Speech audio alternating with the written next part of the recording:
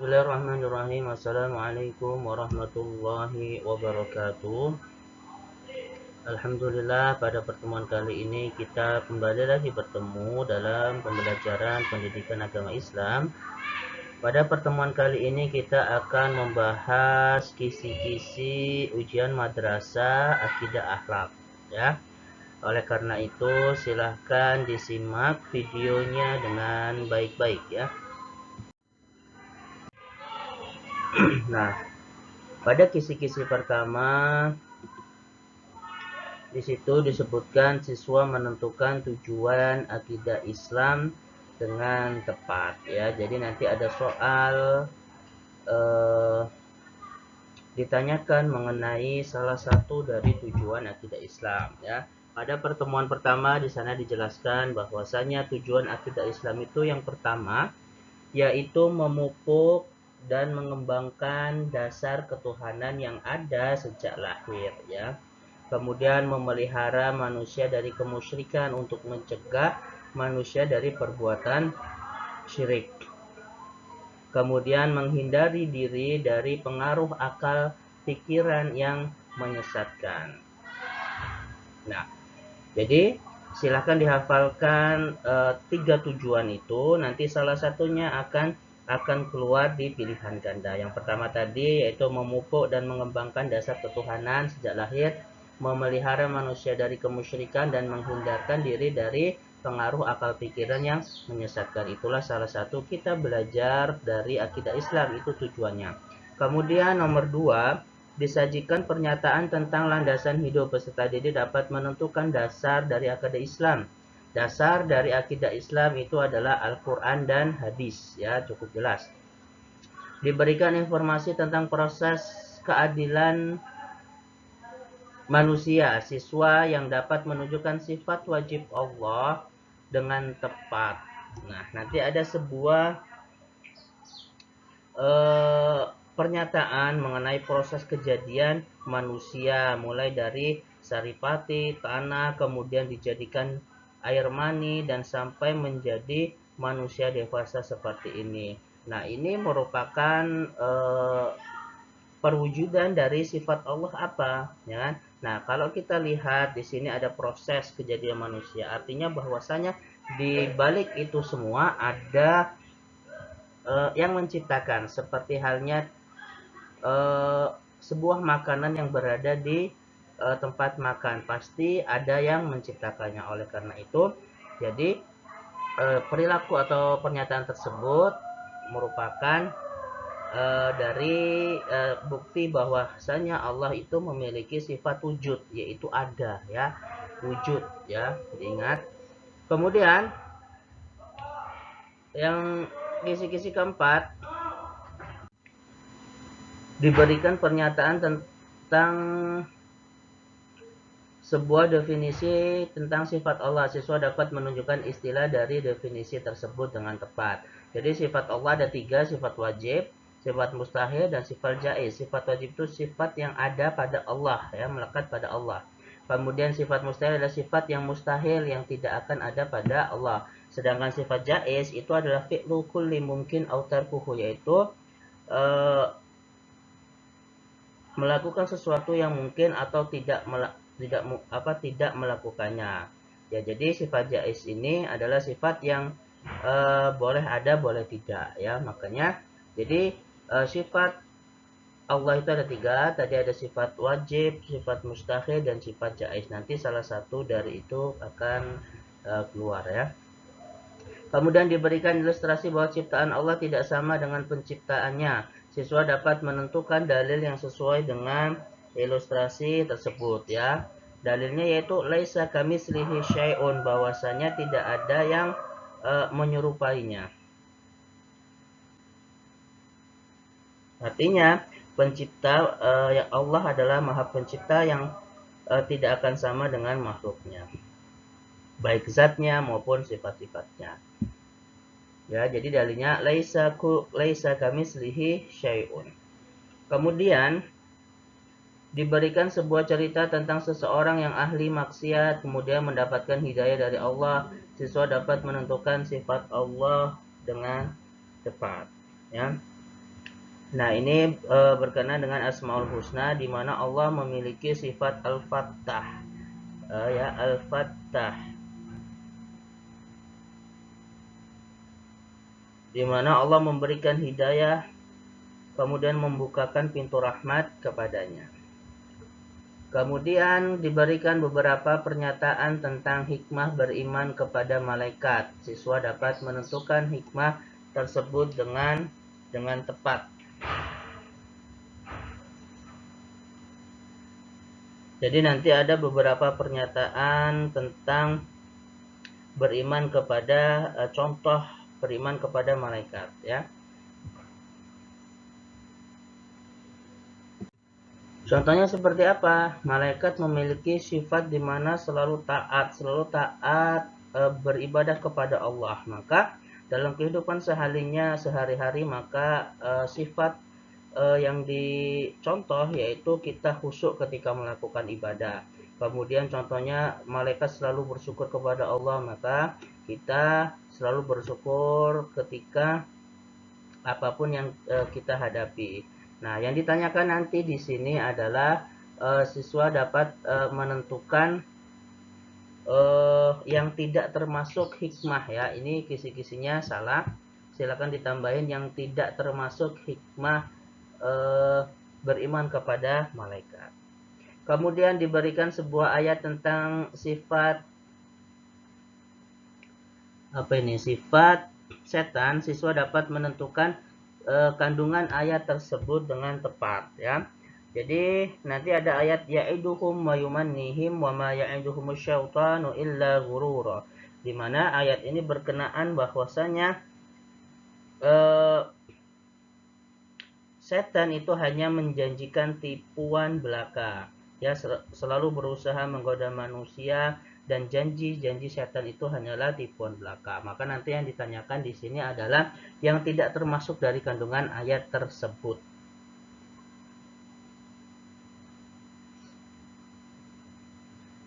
Diberikan sebuah cerita tentang seseorang yang mengamalkan Al-Quran dalam kehidupan sehari-hari. Siswa dapat menentukan nama lain atau fungsi dari Al-Quran dengan tepat, ya. Yang telah kita pelajari ada Al-Furqan, Az-Zikr, Al-Huda, Al-Kitab, ya. Al-Furqan itu adalah pembeda, Al-Huda itu petunjuk, Al-Kitab itu kitab, ya.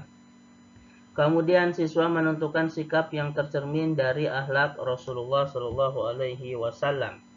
Rasulullah SAW mempunyai akhlak, salah satunya yaitu tabligh. Tabligh itu artinya menyampaikan. Apabila kita mendapatkan titipan pesan dari seseorang, maka kita harus segera menyampaikannya. Nah, ini merupakan cerminan dari sifat tabligh, ya. Siswa menentukan nama lain dari hari akhir dengan tepat, ya. Yang telah kita pelajari ada namanya Yaumut Taghabun, ya. Yaumut Taghabun yaitu di mana setelah alam ini dihancurkan, kemudian dibangkitkan kembali dan dikumpulkan untuk diperhitungkan semua amal manusia. Di situ semua amal yang baik akan ditampakkan, begitu juga yang kesalahan-kesalahan yang pernah dilakukan selama di dunia. Nah, ini merupakan dinamakan dengan Yaumut Taghabun. Kemudian siswa menentukan contoh takdir mubrom, ya. Takdir mubrom itu takdir yang masih bisa takdir yang tidak bisa lagi diganggu gugat, ya. Contohnya seseorang meninggal dunia, maka ketika di umur 24 akan meninggal, maka ya di umur 24 meninggal. Ketika ia mencoba untuk bunuh diri di umur 22 tahun, kalau takdir mubromnya akan meninggal di umur 24, maka akan meninggal di umur 24. Jadi takdir mubrom itu yang sudah ditentukan oleh Allah Subhanahu wa taala. Lainnya beda halnya dengan takdir mu'alaq. Takdir mu'alaq ini masih bisa dirubah dengan usaha kita. Kemudian soal esanya diberikan sebuah cerita tentang seseorang yang sudah berusaha hidup sehat namun meninggal karena penyakit. Siswa dapat menjelaskan pendapatnya terkait takdir tersebut. Nah, ini merupakan salah satu dari takdir mubrom tadi, takdir di mana seseorang sudah ditentukan ajalnya, walaupun kita sudah berusaha hidup dengan sehat. Namun kalau takdirnya ajalnya sudah menyebut, maka tidak ada yang bisa menundanya. Kemudian diberikan sebuah cerita tentang seseorang yang berakhlak terpuji kepada Allah. Siswa dapat menentukan cerminan dari sikap tersebut dengan baik. Nah, nanti ada sebuah cerita tentang seseorang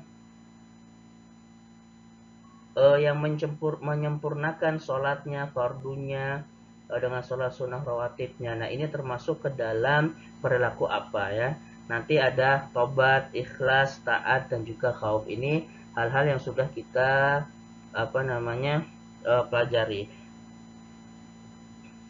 Kemudian siswa menentukan balasan bagi orang yang bersyukur yang terdapat dalam Quran surah Ibrahim ayat 7, yaitu la in syakartum la azidannakum wa la in kafartum inna adzaba lasyadid. Ini berkenaan dengan orang yang bersyukur maka akan ditambahkan nikmatnya oleh Allah Subhanahu wa taala. Diberikan sebuah cerita tentang seseorang yang berakhlak terpuji kepada diri sendiri. Peserta didik dapat menentukan cerminan dari sikap tersebut dengan tepat. Sifat terpuji yang telah kita pelajari salah satunya ada yaitu tawadhu ya. Tawadhu di mana seseorang itu merendahkan diri, atau juga sikap tawadhu juga bisa disebut dengan sifat terpuji, di mana Allah menyuruh hambanya untuk bertawadhu, baik tawadhu kepada Allah maupun tawadhu terhadap sesama manusia. Ya, jadi orang yang bersifat tawadhu ini bukan berarti rendah diri, minder, atau dalam bahasa Inggrisnya inferiority complex. Tapi rendah diri ini adalah tapi tawadhu di sini adalah merendahkan diri, ya, tidak bersikap sombong di mana menonjolkan apa yang mereka miliki.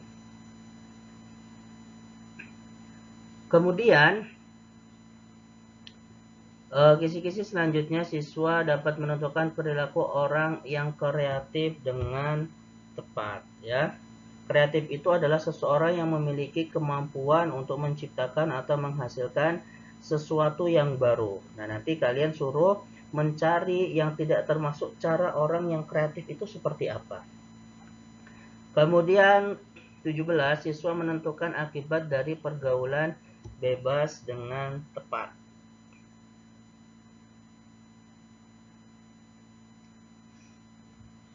Siswa menentukan akibat dari pergaulan bebas ya. Nah, akibat dari pergaulan bebas itu yaitu yang pertama bisa suram masa depannya karena menyia-nyiakan masa remaja, kemudian dijauhi masyarakat akibat ulahnya yang meresahkan, kemudian kepribadian yang menyimpang, kemudian tidak normal seperti pemuda-pemuda pada normalnya.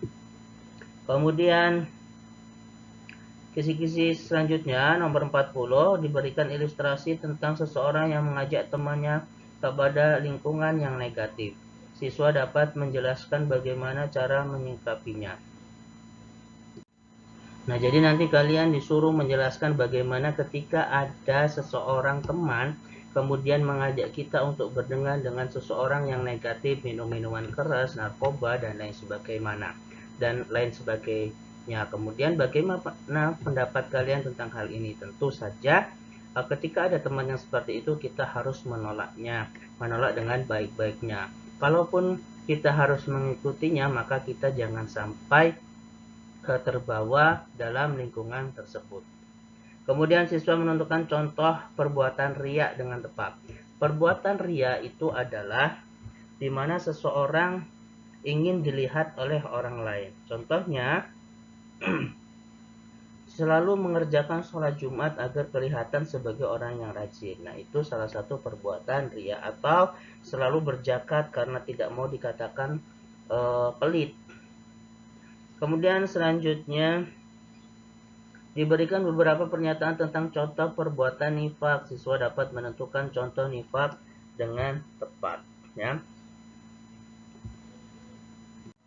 Jadi apa itu nifak? Nifak itu hampir sama dengan dusta, karena kedua-duanya melakukan perbuatan yang tidak sebenarnya, ya.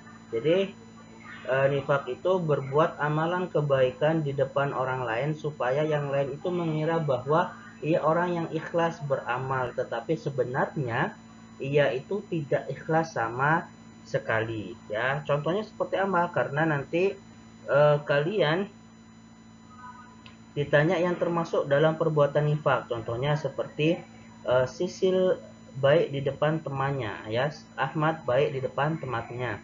Nah, tetapi ketika tidak bersamanya ia membicarakan aibnya. Kemudian 20 diberikan sebuah cerita tentang seseorang yang berakhlak tercela terhadap diri sendiri. Peserta didik dapat menentukan cerminan dari sikap tersebut yang tepat. Nah, salah satu sikap tercela yaitu ada namanya tamak, ya.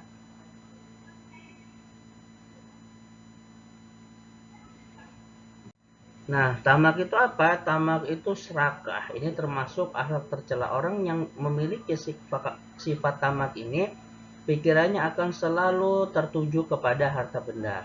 Ia ingin bagaimana agar hartanya terus bertambah. Ia senang menumpuk harta. Nah, nanti kalian disajikan diminta untuk mencari contoh dari tamak ini. Kemudian soal 21, kisi-kisi 21. Kisi-kisi 39 dulu, siswa dapat menuliskan akibat-akibat buruk dari sifat ananiyah dan tamak. Nah, apa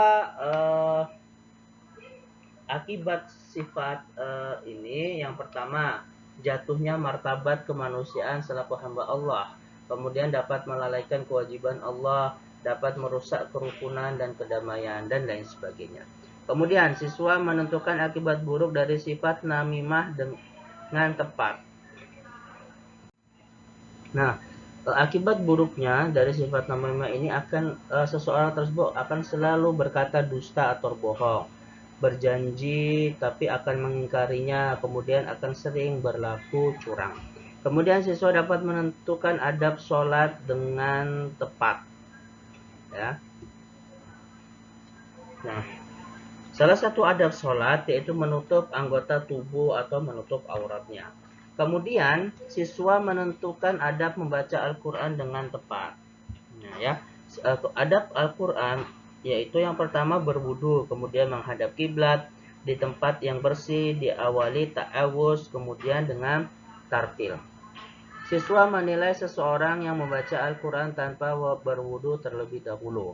Nah, seseorang yang membaca Al-Quran tanpa berwudu terlebih dahulu, maka itu adalah kurang beradab, ya. Dimana kita sudah belajar salah satu dari adab membaca Al-Quran yaitu berwudu. La yamassahu illal mutahharun, tidak boleh memegangnya atau menyentuhnya kecuali dalam keadaan suci. Nah, ini nanti kisi-kisi esai nomor 36. Siswa menentukan adab berdoa dengan tepat. Adab berdoa itu bagaimana? Yang pertama, keadaannya suci, kemudian menghadap kiblat, lalu berdoa diawali dengan istighfar dan juga tahmid. Diberikan sebuah ayat tentang adab kepada orang tua, siswa dapat menentukan kandungan ayat tersebut dengan tepat, yaitu surah Luqman ayat 14 di mana wawasainal insana biwalidayhi sampai akhir ayat. Nah, ini berkenaan yaitu mereka memberikan peringatan agar kita selalu menghormati orang tua. Karena apa? Karena mereka telah mengandung dan merawat kita dengan susah payah. Kemudian siswa menentukan adab terhadap tetangga dengan tepat, yaitu hendaknya berbuat kebaikan kepada kita, ya, menegur, kemudian saling menasehati dan lain sebagainya. Kemudian siswa menentukan adab terhadap lingkungan dengan tepat, yaitu menanam pohon, mengurangi penggunaan bahan yang dapat merusak alam. Itu merupakan adab terhadap lingkungan. Siswa menentukan keteladanan dari kisah Nabi Sulaiman alaihi salam. Apa yang diambil dari kisah Nabi Sulaiman? Tetap teguh iman dan cintanya kepada Allah walaupun payah-payah. Kemudian 29 menentukan keteladanan dari kisah Ashabul Kahfi. salah satu yang dapat kita dapati atau pelajaran dari Ashabul Kahfi adalah tidak ada suatu kejadian di dunia ini yang mustahil bagi Allah, ya. Kemudian siswa dapat menjelaskan pendapatnya tentang kisah Ashabul Kahfi.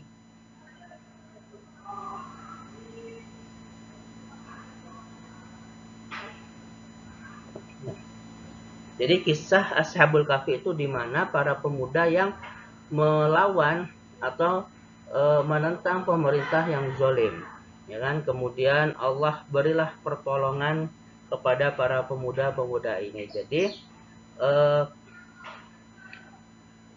kita sebagai seseorang jangan sampai menuruti seseorang yang zalim, karena ketika kita membela agama Allah, ketika membela akidah kita, pasti Allah akan menolongnya, ya. Jadi Ashabul Kahfi ini adalah 7 pemuda, pemuda-pemuda yang menentang kezaliman seorang pemimpin, kemudian tolong oleh Allah Subhanahu wa taala. Kemudian siswa menentukan keteladanan dari kisah Nabi Ayub, ya, yaitu kesembuhan dan sakitnya berkumpul dengan keluarganya dan kekayaannya yang berlipat. Jadi Nabi Ayub itu diberikan cobaan yang bertubi-tubi, ya. Akhirnya Allah membalas kesabaran itu dengan kesembuhan dari sakitnya, kemudian berkumpul dengan keluarganya dan juga kekayaan yang berlipat ganda setelah diberikan cobaan. Kemudian siswa menentukan keteladanan kisah Nabi Yunus alaihissalam dengan tepat.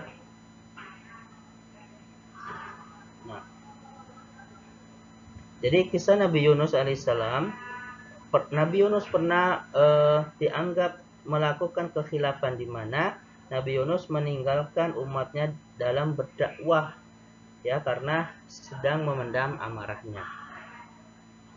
Jadi di sini kita harus sabar, ya. Siswa menentukan keteladanan Khalifah Abu Bakar As-Siddiq dengan tepat. Salah satu keteladanan yang dapat kita ambil dari Abu Bakar As-Siddiq adalah yaitu dermawannya, di mana Abu Bakar menyumbangkan semua hartanya untuk Islam dan menyerahkan keluarganya kepada Allah dan Rasul-Nya. Kemudian siswa menentukan keteladanan Khalifah Umar bin Khattab dengan tepat. Jadi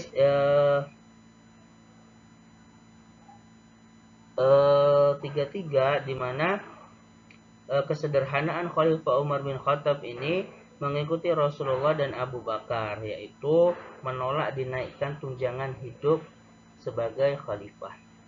Kemudian siswa dapat menentukan keteladanan Khalifah Utsman bin Affan, ya, yaitu mendahulukan kepentingan rakyat di atas kepentingan pribadinya. Ini adalah kepribadian Utsman bin Affan. Kemudian siswa dapat menentukan keteladanan Khalifah Ali bin Abi Thalib dengan tepat, yaitu kecerdasannya, kemudian kebijaksanaan dan keadilan dalam memutuskan masalah. Itu merupakan keteladanan-keteladanan yang bisa kita ambil dari Khalifah Ali bin Abi Thalib. Alhamdulillah pembahasan telah kita bahas, telah selesai. Apabila ada yang kurang jelas atau kurang paham, silakan hubungin Ustaz. Oke, assalamualaikum warahmatullahi wabarakatuh.